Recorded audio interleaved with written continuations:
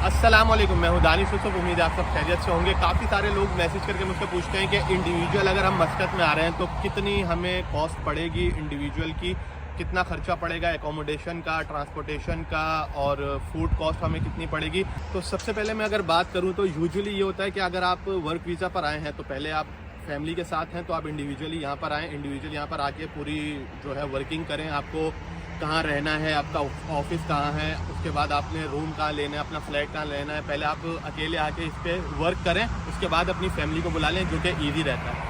अगर आपको company accommodation दे रही है तो बहुत अच्छी बात है। अगर तो कंपनी अकोमोडेशन नहीं दे रही है तो आपको इस पर वर्क करना पड़ेगा कि आपको रूम कहाँ लेना है, फ्लैट कहाँ लेना है, किस पे लेना है। सबसे पहले अगर मैं बात करूं तो एकोमोडेशन की, अगर तो आप सिंगल पर्सन है और आपके ऑफिस की लोकेशन पे डिपेंड करता है कि आपका ऑफिस किधर है। अगर तो वो मेन एरिया में अल-खैर, बोशार, कुरुम, ये मस्कत के मेन एरिया है, अगर यहाँ पे आपका ऑफिस है तो उसके पास ही आप एकोमोडेशन लेंगे। यूजुअली क्या होता है कि कंपनी ही एकोमोडेशन प्रोवाइड करती है।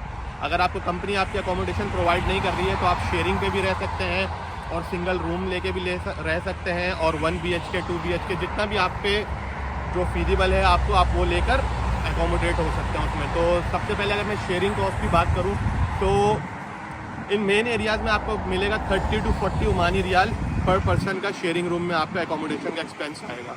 और उसके अलावा अगर 1 रूम आप लेंगे सिंगल तो उसकी आपको तकरीबन 40 to 60 ओमानी रियाल के बीच में आपको एक सिंगल रूम मिल जाएगा इन मेन एरियाज़ में। अगर आपका ऑफिस है थोड़े आउटस्कर्ट एरिया में, वादी कबीर हो गया और अलबुस्तान का एरिया हो गया और कुरुम के आसपास, ये जो एरिया हैं ये थोड़े शहर से थोड़े साइड पर लगते हैं। अगर यहाँ पर मैं बात करूँ तो आपको शेयरिंग रूम जो है वो मिल जाएगा 30 ओमानी रियाल से 40 ओमानी रियाल तक के अंदर 20 ओमानी रियाल में भी शेयरिंग मिल जाएगी।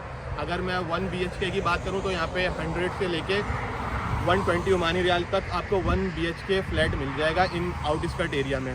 फिर डिपेंड करता है कि आपका ऑफिस की लोकेशन कहाँ है। अगर आउटस्कर्ट एरिया में आपका ऑफिस है तो फिर तो कोई मसले की बात ही नहीं है, यहाँ पे थोड़ी सी अकोमोडेशन कॉस्ट आपको सस्ती पड़ेगी। तो ये हो गई अकोमोडेशन की बात। अच्छा, मैं यहाँ पे आपको एक और बात बताता चलूँ। अगर तो आप जब कंपनी से अपने बेनिफिट निगोशिएट कर रहे होंगे तो आप यही कोशिश करें कि एकोमोडेशन जो है आपको कंपनी ही प्रोवाइड करे, क्योंकि यहाँ पे 2 और एक्सपेंसेस हैं जो कि मेजर हो जाते हैं समर के टाइम पे। वो है इलेक्ट्रिसिटी और वाटर के बिल।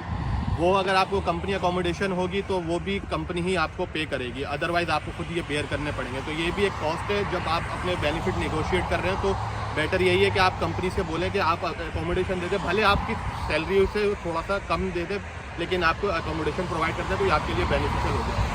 सेकंड नंबर पे मैं बात करूँगा ट्रांसपोर्टेशन की। अगर कंपनी आपको पिक एंड ड्रॉप प्रोवाइड कर रही है तो वेल एंड गुड। अगर आप पब्लिक ट्रांसपोर्ट से ट्रैवल करेंगे तो मैं यहाँ पे आपको बताता चलूँ कि जो बस होती है वो 1 स्टॉप टू अनदर स्टॉप 300 पैसा लेती है सिंगल पर्सन का। और अगर आप बस के अलावा टैक्सी में ट्रैवल करेंगे, जैसे वहाँ पे ऊबर या करीम होती है, तो यहाँ पे ओ टैक्सी तस्लीम एप्लीकेशन है जो आपको एक्सपेंसिव ही पड़ेगी, क्योंकि वो 1.5 to 2 ओमानी रियाल लेती है एक स्टॉप का। तो ये कंपैरेटिवली महंगा ही होगा। तो मेरी सजेशन यही है कि आप जब यहाँ पर आएँ तो जल्द अज जल्द जो है ड्राइविंग लाइसेंस लेके अपनी एक कार ले लें। छोटी मोटी 700 से 1000 ओमानी रियाल की आपको एक कार मिल जाती है, जो कि बहुत ही आपकी ट्रांसपोर्टेशन कॉस्ट जो है वो मिनिमम कर देगी, क्योंकि यहाँ पे कंपैरेटिवली पेट्रोल जो है बहुत ही सस्ता है पाकिस्तान के कंपेयर में। तो आपकी ये ट्रांसपोर्टेशन को मिनिमम करने का सबसे अच्छा तरीका है कि आप जल्द अज जल्द लाइसेंस लेके अपनी एक कार ले लें छोटी सी। तो ड्राइविंग लाइसेंस हासिल करने के लिए क्या क्या प्रोसीजर है, क्या कॉस्ट है, कौन सा आपको टेस्ट देने पड़ता है, इसकी मैंने मुकम्मल वीडियो बनाई है।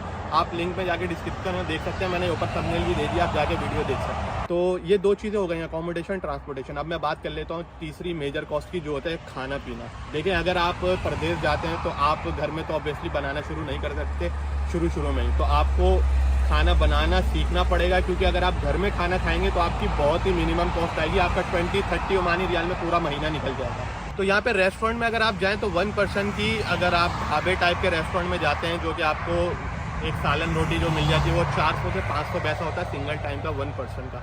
अगर आप फास्ट फूड या बर्गर वगैरह पे जाते हैं तो आपको 1 ओमानी रियाल से 1.5 ओमानी रियाल की 1 टाइम की कॉस्ट पड़ेगी। तो आप 3 टाइम से लगा लें तो इसको तकरीबन 3 से 4 रियाल का एक दिन का आपका खाना पड़ेगा।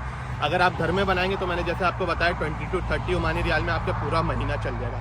इसके अलावा आपके पास एक और ऑप्शन होता है, यहाँ पे जो रेस्टोरेंट होते हैं वो आपको वीकली और मंथली पैकेज प्रोवाइड करते हैं। 35 ओमानी रियाल में 5 डेज अ वीक वो आपको खाना प्रोवाइड करते हैं। उनका एक फिक्स मेन्यू होता है, हर डे के हिसाब से आप कोई भी डिश ले सकते हैं। वन डे चिकन होती है, वन डे बिरयानी, तो इस तरह से आप कोई भी मेन्यू सेलेक्ट कर सकते हैं। तो 30 to 35 ओमानी रियाल का मंथली का पैकेज होता है, बट ये 5 डेज अ वीक होता है, तो आपको कंसीडर करना पड़ेगा, वीकेंड का आपको अलग से खर्चा करना पड़ेगा। तो आपकी कॉस्ट वही 40-50 ओमानी रियाल तक पहुँच जाएगी खाने की। तो ये आपको खुद से देखना है कि आपको क्या बेटर लगता है, कि घर पे आप बनाएं, बाहर खाएं, या किसी रेस्टोरेंट से मंथली फिक्स पैकेज कर लें आप। तो ये मेजर कॉस्ट हो गई हैं, जो कि एकोमोडेशन, ट्रांसपोर्टेशन और फूड कॉस्ट। इसके अलावा आपके नशे पानी की कॉस्ट आ जाती है। अगर तो आप सिगरेट पीते हैं, स्मोकिंग करते हैं, तो यहाँ पे गोल्ड डिफ और मालब्रो वगैरह नहीं मिलती। अगर मिलती भी है तो मालब्रो का पैकेट यहाँ पे 2.5 ओमानी रियाल का एक पैकेट होता है। अगर तो आप पाकिस्तान से आ रहे हैं तो अपने 2 बंडल लेकर आ सकते हैं आप सिगरेट के लिए।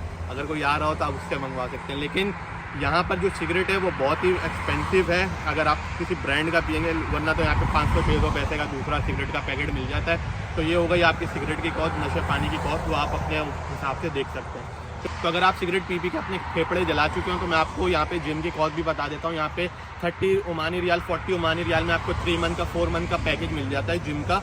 यहाँ पर आप छोटे छोटे जो एरियाज़ के जिम होते हैं, अगर इसके अलावा आप अच्छे जिम में जाएंगे, यहाँ पे जैसे हॉराइजन हो गया, एक और आज 2 इंटरनेशनल चेन हैं जिम की, जहाँ पर आपको 60 to 65 ओमानी रियाल का पूरा ईयर का पैकेज मिलता है, जो कभी कभी ऑफर चल रही होती हैं। तो ये आपके जिम के पैकेजेस हैं अगर आप जिम जाते हैं तो ये थी इंडिविजुअल की कॉस्ट जो मैंने आपको बताई कि food, accommodation, transportation, major cost मैंने आपको बता दी। अब आप पूरी वीडियो को सम करके आप इंडिविजुअल की कॉस्ट निकाल सकते हैं कि कितनी आपको मंथली कॉस्ट पड़ेगी। तो अगर आप फैमिली पर्सन है तो उसका भी मैंने आपको बताया कि फैमिली की कॉस्ट ऑफ लिविंग ओमान में कितनी होती है। मैंने लिंक दिया है डिस्क्रिप्शन में, आप वीडियो जाकर देख सकते हैं। होप सो ये आपको वीडियो पसंद आई होगी। जो भी मस्कत आ रहा है या ओमान में किसी शहर में आ रहा है, आप उसके साथ ये वीडियो शेयर करें ताकि उसकी भी हेल्प हो सके। इसके अलावा भी अगर आपका कोई क्वेश्चन है तो आप मुझसे कमेंट सेक्शन में आके पूछ सकते हैं। मुझको इंशाल्लाह ताला अगर पता होगा तो जवाब ज़रूर दे दूंगा। अगर मेरा चैनल अभी तक आपने सब्सक्राइब नहीं करा तो मेरा चैनल सब्सक्राइब कर दीजिए और बेल आइकन का बटन प्रेस कर दीजिए ताकि मेरी हर इन्फॉर्मेटिव वीडियो का आपको नोटिफिकेशन मिलता रहे। तो मुझे दीजिए इजाज़त, अपनी नेक्स्ट वीडियो तक। अल्लाह हाफिज़।